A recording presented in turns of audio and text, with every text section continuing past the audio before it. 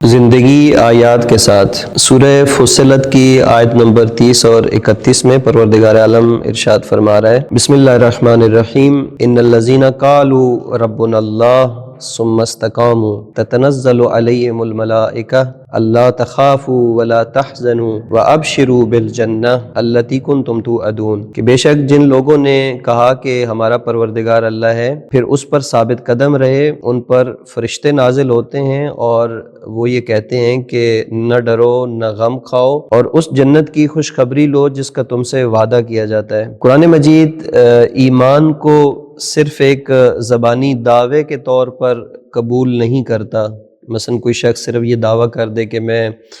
مومن ہوں، میں ایمان لے کر آیا ہوں، بلکہ اللہ تعالیٰ کی یہ ایک سنت ہے کہ وہ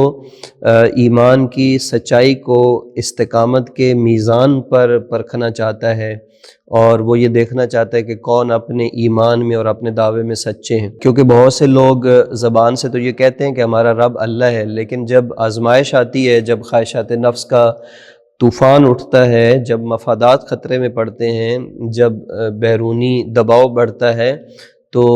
ایمان پس منظر میں چلا جاتا ہے، پھر زبان پر توحید باقی رہتی ہے لیکن عمل کمزور ہو جاتا ہے۔ تو قرآن ایسے ایمان کو کافی نہیں سمجھتا،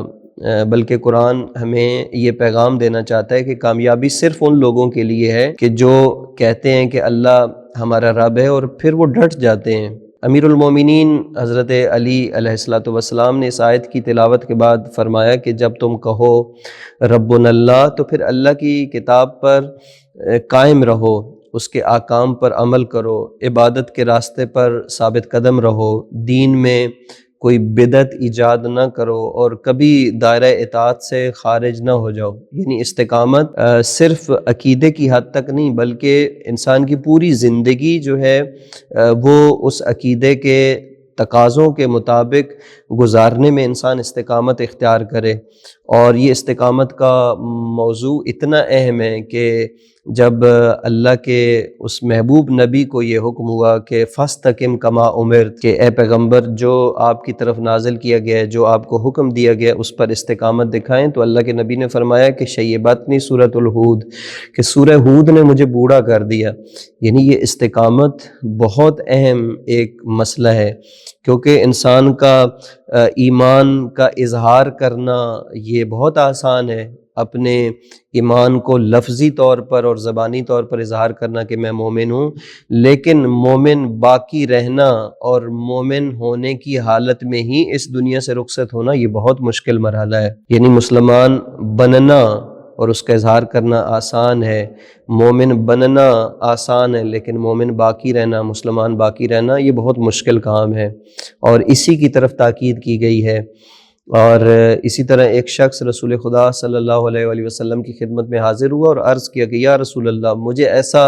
ایک جامع حکم عطا فرمائیں کہ جسے میں مضبوطی سے تھام لوں۔ تو آپ صلی اللہ علیہ وآلہ وسلم نے فرمایا کہ قل ربی اللہ ثم استقم، کہو میرا رب اللہ ہے اور پھر اس پر ثابت قدم رہو، اس پر ڈٹ جاؤ۔ تو اس نے عرض کیا کہ یا رسول اللہ، یہ فرمائیے کہ سب سے زیادہ خطرناک چیز کیا ہے؟ تو اللہ کے نبی نے اپنی زبان کی طرف اشارہ کر کے فرمایا کہ ہاذا، یہی، یعنی یہ زبان، کیونکہ ایمان کی ابتدا بھی زبان سے ہوتی ہے اور اکثر انسان کی تباہی بھی اسی سے شروع ہوتی ہے۔ امام علی ابن موسیٰ رضا علیہ السلام سے جب استقامت کے بارے میں سوال کیا گیا تو آپ نے فرمایا کہ ہی واللہ الولایہ، کہ خدا کی قسم استقامت یہی ولایت ہے، یعنی یہی الہی قیادت، اور اس الہی قیادت کو قبول کرنا، اس الہی قیادت پر ثابت قدمی دکھانا، اس کا ساتھ دینا، یہی استقامت ہے، یعنی حق کے راستے اور صحیح نظام ہدایت سے وابستہ رہنا۔ اس کا مطلب ہرگز یہ بھی نہیں ہے کہ آیت صرف یہ ولایت تک محدود ہے، بلکہ در حقیقت اس حقیقت کی طرف اشارہ ہے کہ اہل بیت کی امامت کو قبول کرنا توحید اور عمل صالح کے تسلسل کی ایک ضمانت بن جاتا ہے۔ اس لیے قرآن یہ فرماتا ہے کہ جو لوگ ایمان اور استقامت کے ساتھ زندگی گزارتے ہیں ان کے لیے اللہ 7 عظیم بشارتیں مقرر کرتا ہے۔ اس میں سے پہلی بشارت جو اللہ تبارک و تعالیٰ کی طرف سے ہے وہ یہ ہے کہ اللہ تخافوا، یعنی اب تمہارا خوف نہیں رہے گا، یعنی خوف نہ کھاؤ۔ دوسری بشارت یہ ہے کہ ولا تحزنوا، یعنی اب تم حزن بھی نہ کرو۔ یہاں پہ خوف اور حزن کا جو فرق علماء بیان فرماتے ہیں کہ خوف یعنی مستقبل کا ایک ایسا ڈر، اور خوف یعنی کسی چیز کے نہ ملنے کا یا کسی چیز کے چھن جانے کا انسان کے اندر جو احساس ہوتا ہے اسے خوف کہتے ہیں، یعنی یہ ایک مستقبل سے تعلق رکھنے والا ایک احساس ہے۔ جبکہ اس کے مقابلے میں حزن کون سا غم و اندوہ ہے، کون سا خوف ہے، یہ وہ ہے کہ جو کوئی چیز انسان کے ہاتھ میں ہو اور وہ اس کے ہاتھ سے چلی جائے تو اس پر انسان محزون ہوتا ہے، حزن میں چلا جاتا ہے۔ تو خوف اور حزن کا مطلب یہ ہے کہ نہ مستقبل میں کسی چیز کے نہ ملنے اور چھن جانے کا تمہارے اندر احساس ہونا چاہیے، اور نہ ہی کوئی ایسی چیز جو تمہارے ہاتھ سے چلی جائے اس پر تمہیں حزن میں مبتلا ہونا چاہیے۔ امام سجاد علیہ السلام کی دعا کا بھی ایک جملہ ہے کہ خدایا جو چیز تو مجھے دے اس پر میں اتنا خوش نہ ہو جاؤں کہ جب وہ میرے ہاتھ سے جائے تو پھر میں اس پر مغموم ہو جاؤں، غم زدہ ہو جاؤں۔ تو قرآن مجید بھی ایک مومن کو اسی طرح کی بشارتیں دیتا ہے۔ یہ دو بشارتیں ہو گئی، اور پھر تیسری بشارت یہ ہے کہ جنت کی خوشخبری، یعنی یہ بھی اس مومن کے لیے ہے کہ جو ثابت قدم رہتا ہے۔ چوتھی بشارت فرشتوں کی دائمی رفاقت ہے، کہا گیا کہ نحن اولیاؤکم فی الحیات الدنیا و فی الآخرہ، یعنی ہم دنیا اور آخرت میں تمہارے ساتھی ہیں۔ جیسے ہم نے دنیا میں تمہاری مدد کی ہے، ایسے ہی ہم آخرت کے ان منازل میں بھی تمہارے لیے ہر مشکل میں تمہارے مددگار ہوں گے۔ پانچویں بشارت، جنت میں ہر وہ نعمت جس کی یہ مومن خواہش کرے گا، ثابت قدم رہنے والا مومن خواہش کرے گا، اس کو وہ ملے گی۔ چھٹی بشارت روحانی نعمتیں ہیں جن کا انسان نے کبھی تصور بھی نہیں کیا ہوگا۔ اور ساتویں بشارت کیا ہے؟ نزلم من غفور الرحیم، کہ یہ سب غفور الرحیم خدا کی طرف سے ایک مہمان نوازی ہے۔ یہ آیت ہمیں یہ پیغام دیتی ہے کہ انسان کی قدر و قیمت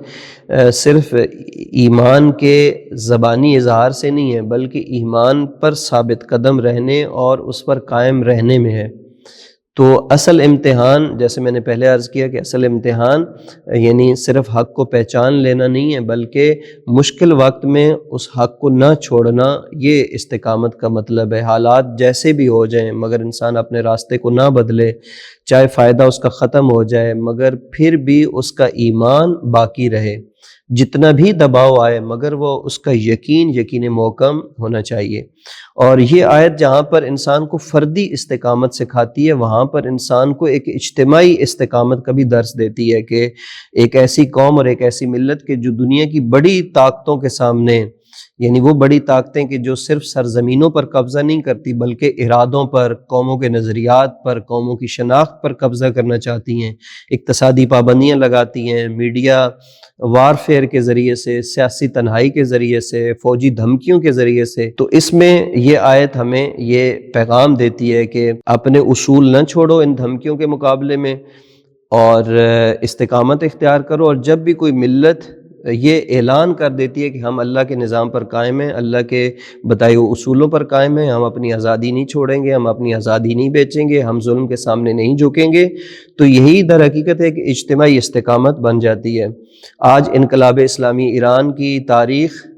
اسی آیت کی ایک عملی تفسیر نظر آتی ہے آج کے زمانے میں، اگر اس کی تطبیق کریں کہ 47 سالوں میں مختلف حالات میں ان پر جنگیں مسلط کی گئیں، ان پر پابندیاں لگائی گئیں، اقتصادی اور فوجی محاصرے جو ہے وہ کیے گئے، اور مگر پھر بھی وہ قوم ڈٹی ہوئی ہے، اور وہ قوم کہہ رہی ہے کہ ربنا اللہ، یعنی اللہ ہمارا رب ہے۔ گزشتہ کئی ہفتوں سے یہ کشیدگی شدت اختیار کر رہی تھی، اور اس قوم نے استقامت دکھائی ہے، اس قوم نے یہود و نصارہ کے سامنے اپنے گھٹنے نہیں ٹیکے، اور اسی کی بنیاد پر اس کو 47 سالوں سے